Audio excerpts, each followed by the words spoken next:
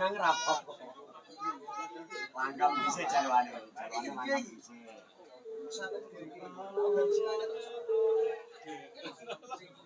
Wah, nanggal ngono. Nanti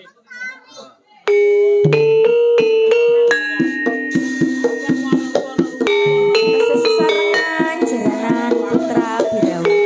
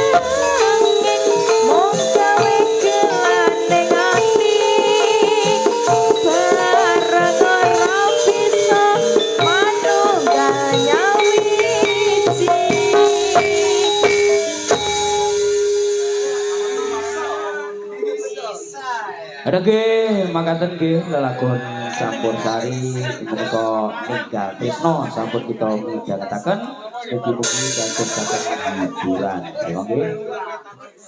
Dereng rampung menika nggih. Sampun apa dereng? Oh dereng nggih. Niki wonten pamurtan gedeng nggih. Niki saking para YouTuber nyuwune ati kesiksa Pak Sami. Aduh iki jan nelongso neh iki. Nelongso tenan iki Mas Deni iki lho. Mas Deni nyuwune ati kesiksa. Bek jan tenan iki.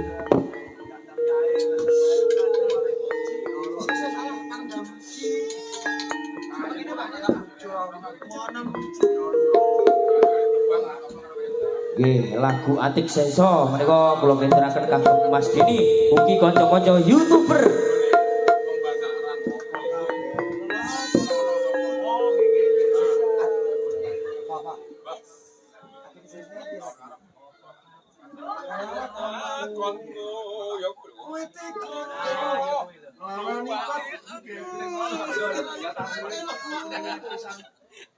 Rasane kanca-kanca kena tape iki rada anget awake. Nggih monggo Pak Sami, ati kesiksa dados.